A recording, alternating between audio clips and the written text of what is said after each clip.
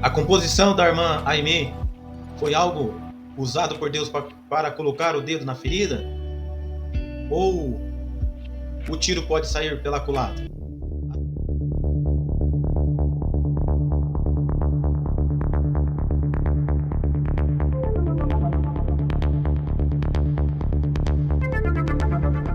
E a notícia de hoje é: Olá, irmão, seja bem-vindo. Você que está aqui, acabou de clicar neste vídeo. É um prazer receber você por aqui. Se você não é inscrito no canal, esteja clicando e se inscrevendo, dando um apoio para nós. Nosso intuito aqui é trazer a palavra de Deus para que você esteja despertado, atento, de alguma forma você possa ser ministrado pela palavra de Deus, pelo Espírito de Deus, né? E que cada vez mais você possa estar caminhando, né, no caminho que Cristo propôs a todos nós, né, como aqueles a qual quer viver uma vida correta, uma vida digna, né, aquele a qual considera Cristo Jesus como o exemplo para todos nós, né.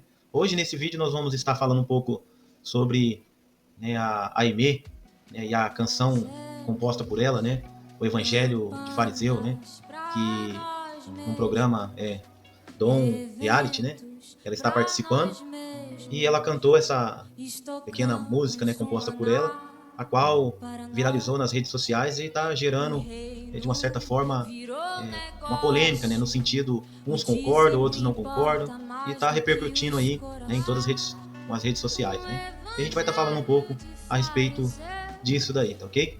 Fica conosco. Então, irmãos, o nosso intuito aqui não é apontar o dedo para ninguém, mas e nem julgar ninguém, mas sim trazer essa situação aí à luz da Bíblia, né? E antes disso, da gente estar comentando, né? Eu quero estar também trazendo a opinião de alguns nomes, né? Alguns pastores e alguns nomes que se manifestaram em suas redes sociais, né?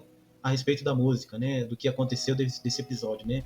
Sabemos, né? Por tantas coisas que estão viralizando aí na internet, né? Sabemos que cada um tomou um lado, né? Uns concordam, aqueles que se manifestaram achando que a canção foi agressiva, estão batendo na igreja, estão batendo na noiva, né?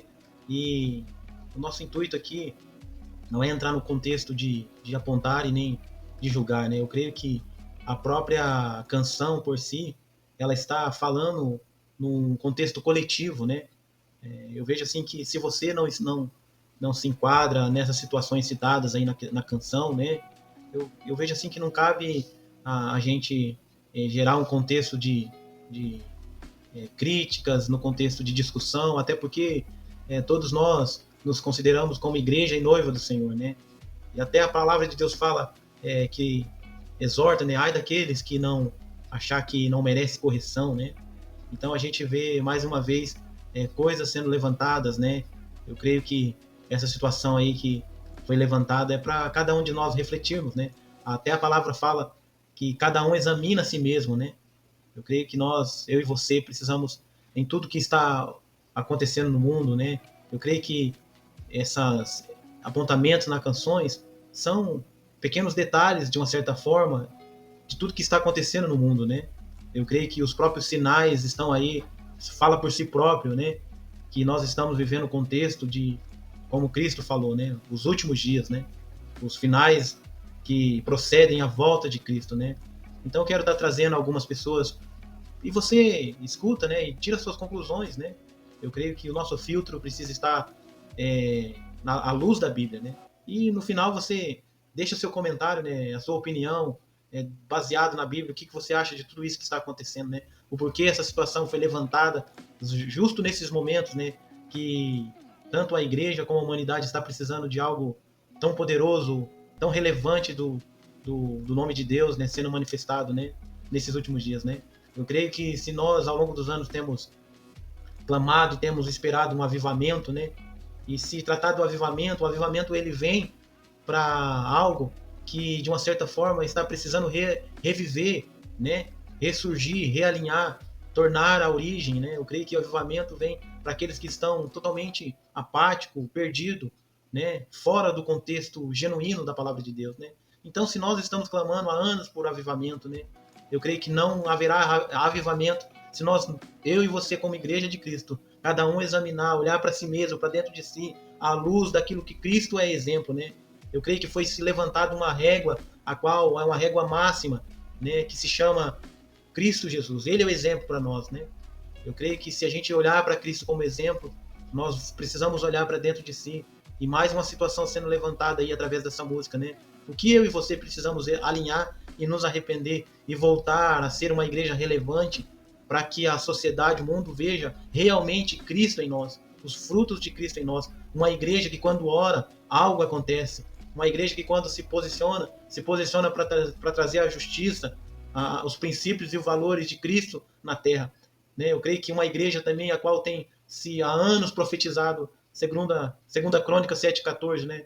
Eu creio que é um ponto que Deus está permitindo ser levantado, para que a gente não avance mais do jeito que nós estamos, mas que a gente volta, se arrepende e se humilha e torne um povo de Deus, uma igreja de Deus relevante, né?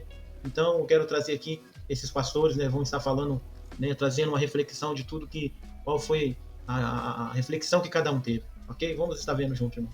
Então, irmãos, esse primeiro pastor, né, Marcos Feliciano, né, vamos estar ouvindo junto qual foi a conclusão, né, a reflexão que ele tirou dessa situação, né, da música, né, Evangelho de Fariseu, né? Vamos estar ouvindo juntos aqui.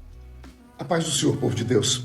Inúmeras pessoas estão me perguntando o que eu acho sobre uma música que até então eu desconhecia, chamada Evangelho de Fariseus, e então eu procurei ouvi-la.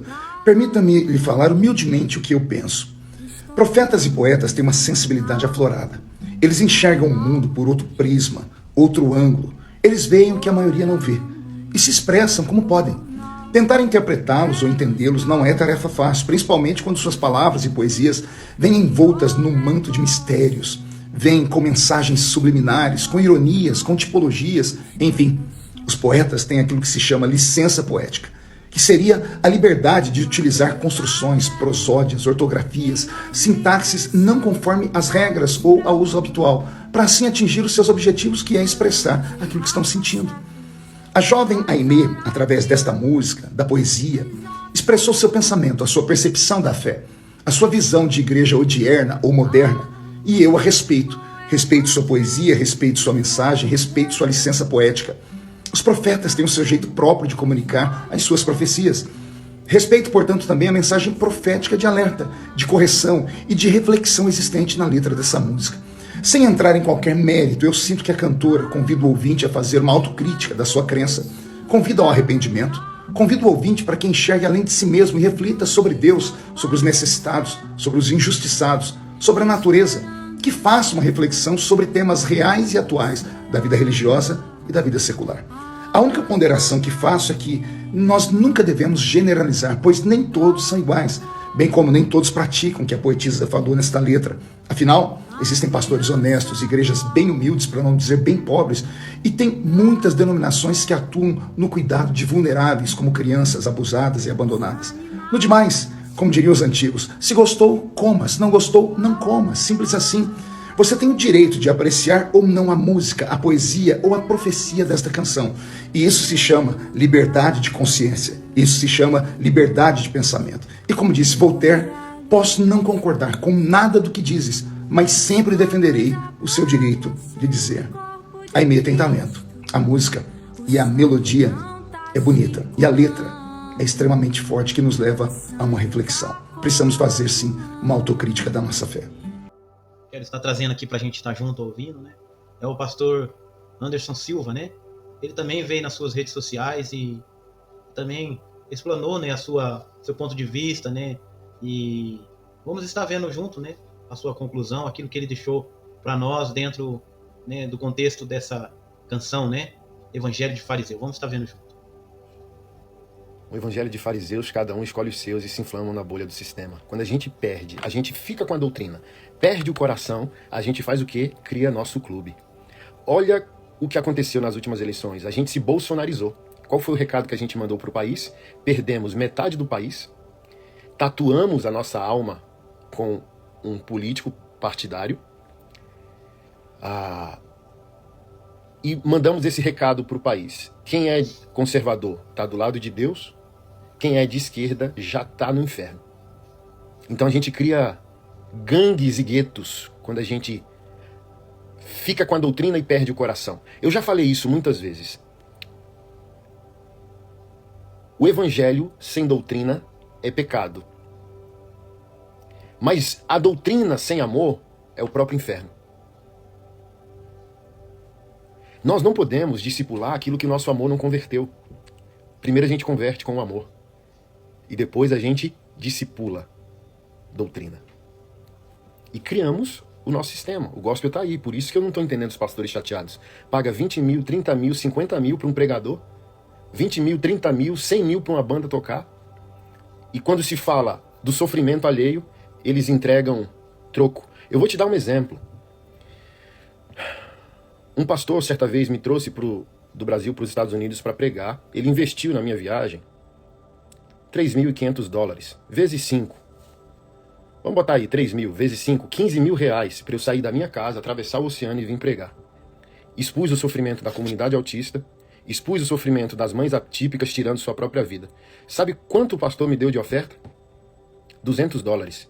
O cara paga 15 mil reais para eu atravessar o oceano, para botar a cara de um pregador famoso, para dizer que é um pastor importante que traz pessoas famosas, e ele me dá $200, R$1.000, para eu atravessar o oceano novamente e voltar para casa e falar para aqueles que dependem de mim que a conta não bate. A pessoa paga 15 mil para encher o ego dela e o cartaz e manda R$1.000 para os órfãos e para as viúvas. Enquanto isso, no Marajó, o João desapareceu esperando os cervejos da última seara. Cara, assim, ó, a única coisa que eu espero é que todos os pastores que eu amo, que eu respeito, inclusive o pastor Eliseu Rodrigues, sabe? Cara, não se precipitem. Voltem atrás, sabe? Ontem demorou pra eu dormir, eu fui dormir umas 3 horas, cara. Falando, sabe com quem? Com uma das pastoras que a Aimee ajuda lá no Marajó. Esse é o locus hermenêutico que nós teólogos tratamos na teologia. É o lugar de onde você interpreta as coisas. É o lugar de onde você vê as coisas, sabe? Essa moça escreveu esse lugar de onde ela chora, de onde ela sangra, de onde não só esse João, mas quantas outras crianças, cara, foram violentadas, sequestradas, violadas, levadas para outros paraísos, para tráfico humano. E sabe o que me dói, cara? É que uma moça, sabe? Inofensiva. Porque se fosse eu com essa cara de psicopata, tudo bem, uma moça inofensiva com um violão na mão despertou tão rapidamente os pastores. A música tá certa, cara.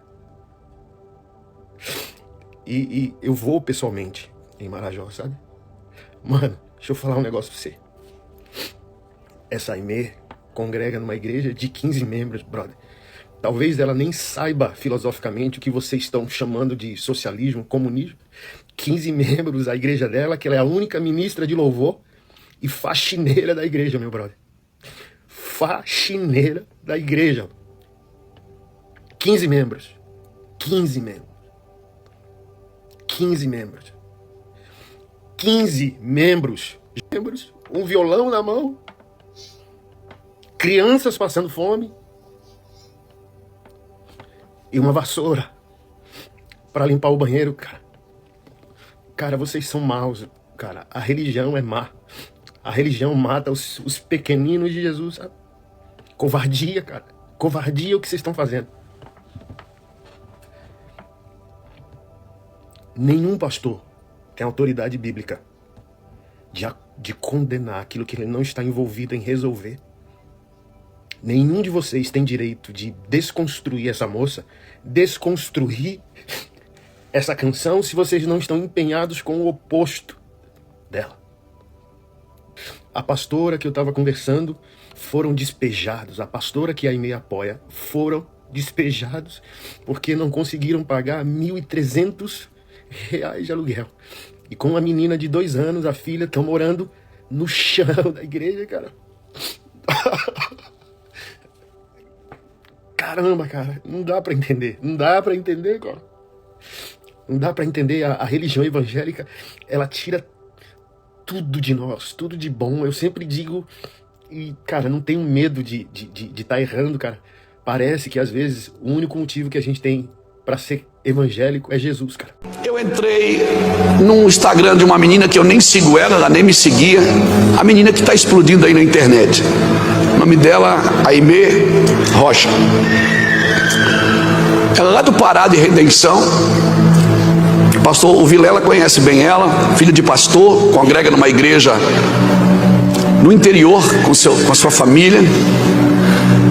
20 e poucos anos, 28 anos, 27 anos, se eu não me engano. E eu comecei a ouvir aquela música e aquilo me pegou. O evangelho de fariseu que está explodindo na internet, que um monte de gente está batendo nela, porque a religião, ela tenta destruir tudo que ela não consegue controlar. E eu comecei a chorar, irmão.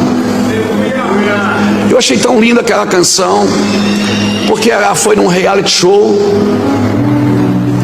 foi fazer uma apresentação para concorrer um prêmio, e ela resolveu cantar isso, irmão. E o pessoal ficou impactado, o júri ficou impactado. Eu comecei a chorar e disse, só vinha uma palavra na minha cabeça: Senhor, tem misericórdia de nós. E o Senhor disse assim para mim: dá voz para ela. Você tem bastante seguidores. Irmão, eu copiei o vídeo e postei. Ela tinha 12 mil seguidores naquela madrugada. Quando eu acordei de manhã já tinha 50 mil. E agora ela está quase com 800 mil. Ela me chamou, me ligou para agradecer. Esse pastor, eu não lhe conheço. Eu disse, olha, eu estou fazendo uma coisa que Deus mandou eu fazer. Agora sabe o que vai acontecer? Você vai apanhar pra caramba. Agora você estava tão quietinho aí em redenção, você vai apanhar pra caramba. Então a culpa é minha, tá, irmãos? E ela não está atacando a igreja, ela não está falando mal da igreja, até porque ela diz, nós fazemos campanhas, ela se inclui. Eu comecei a chorar e disse, Deus, tenha misericórdia de nós. E Deus me deu uma palavra. O Senhor disse, ecoa o que ela está dizendo. E eu botei na internet, irmãos, e marquei um monte de gente importante. Explodiu. E agora ela está sofrendo as penas de ser popular.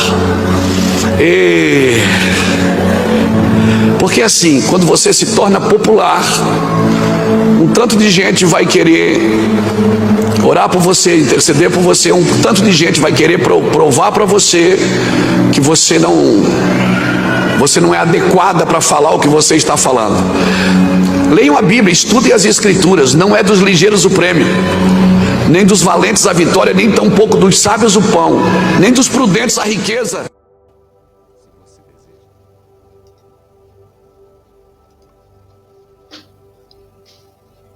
Antes da gente estar terminando, vamos estar lendo, né? Achei importante, né, a gente trazer esse versículo aqui, né, que está escrito em Tiago 1. Vamos estar lendo o versículo 26, né? Diz assim: se algum homem entre vós parece ser religioso e não refreia sua língua, antes engana o seu próprio coração. A religião deste homem é vã. O versículo 27. A religião pura e imaculada diante de Deus e Pai é esta: visitai os órfãos, as viúvas, nas suas tribulações, e manter-se sem mancha do mundo. Mas eu achei interessante, estava procurando, né, uma versão mais antiga, né? Está escrito assim, vamos estar vendo. Essa versão, né? Aqui de Tiago 1, 27. Diz assim: a religião pura e imaculada para com Deus e Pai é esta: visitai os órfãos, as viúvas nas suas tribulações e guardar-se da corrupção do mundo, né? Então a gente vê aqui, né, irmãos, bem sério esse texto, né? Eu vejo assim que a Bíblia, ela por si própria já interpreta a si mesmo, né? Eu vejo que muitas das vezes nós, como povo de Deus, né, nós interpretamos a Bíblia e acabamos dando outras direções, né, para caminhar, né, como povo de Deus. E muitas das vezes nós achamos que estamos caminhando em caminhos bons, mas são caminhos maus, né, conforme a palavra diz, né? A gente vê bem claro aqui, né, para que a gente, como povo de Deus, né, se guarda-se da corrupção do mundo, né? E o que mais nós temos vendo, né, o que mais a gente vê no mundo e às vezes a gente se deixa infiltrar, né, no meio do povo de Deus, tantas coisas que às vezes, segundo o nosso coração enganoso, segundo nossos olhares humanos e carnais, a gente deixa tanta corrupção entrar e no nosso meio, que isso vai cada vez mais corrompendo as nossas vidas como povo de Deus, né? Você vê que se a gente for parar a analisar o significado de corrupção é toda sorte de pecado, daquilo que não foi estabelecido pelas leis e os padrões de Deus, né? Tudo aquilo que foge dos princípios de Deus, né? E a gente tem que pedir para que o Senhor nos convença e arranque de nós, do nosso meio como povo de Deus, tudo aquilo que Ele diz que é corrupção. Não aquilo que eu ou fulano ou ciclano diz que é, mas aquilo que o Senhor diz, segundo os padrões, os seus fundamentos, os seus princípios, diz que estamos vivendo um evangelho de corrupção, coisas misturadas, né? O que mais nós vemos é o Senhor estar falando com o seu povo, né? A questão das coisas profanas misturadas com as coisas santas, né? Que o Senhor venha abrir os nossos olhos, abrir os olhos do nosso entendimento, venha governar o nosso coração por completo, para que seja arrancado no nosso meio tudo aquilo que Ele diz que é corrupção.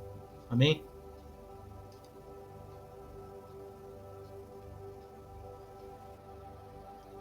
Vamos estar lendo também, irmãos, 1 Pedro 4, do versículo 13 ao 19, que diz assim: mas alegrai-vos no fato de serdes participantes do sofrimento de Cristo, para que quando sua glória for revelada, também vos regozijeis com excessiva alegria. Se sois censurados pelo nome de Cristo, felizes sois, porque o Espírito de glória e de Deus repousa sobre vós. Porque ele é blasfemado, mas por vós ele é glorificado. Mas que nenhum de vós padeça como homicida, ou como ladrão, ou como malfeitor, ou como intrometido em assuntos de outros homens. Porém, se alguns homens padecem como cristão, que não se envergonhe, antes glorifique a Deus nisto, porque já é chegado o tempo em que o julgamento deve começar pela casa de Deus. E se primeiro começa por nós, qual será o fim daqueles que não obedecem ao Evangelho de Deus? E se o justo dificilmente se salva, onde aparecerá o ímpio e pecador? Portanto, que aqueles que padecem segundo a vontade de Deus possam entregar e guardar sua alma ao fiel Criador, fazendo bem. Então, irmãos, que no meio desses versículos e essa matéria, né, que possamos examinar a nossa vida pessoal, mas também coletivo como cristão na face da terra, né? A palavra de Deus fala que cada um, né, examina a si mesmo. Então, que possamos refletir com tudo isso, né? Será que a humanidade tem visto em nós, como povo de Deus, a justiça de Cristo, os princípios e valores de Cristo, né? Que Deus tenha misericórdia de nós, que possamos reconhecer que somos totalmente dependentes de Deus e que precisamos que o seu Espírito nos convence, né? Do pecado, da justiça e do juízo, de tudo aquilo que nós temos nos contaminado com aquilo que Jesus diz que é profano, contaminado com tudo aquilo que Jesus disse que nós não devemos olhar nem para a direita e nem para a esquerda, mas que possamos permanecer fiéis olhando para Cristo, o autor e consumador da fé, né? Será que nesses dias, em tantas coisas que estão acontecendo, será que nós somos a igreja que vai padecer e sofrer por amor a Cristo? Ou vamos ser a igreja que vamos negar a Cristo?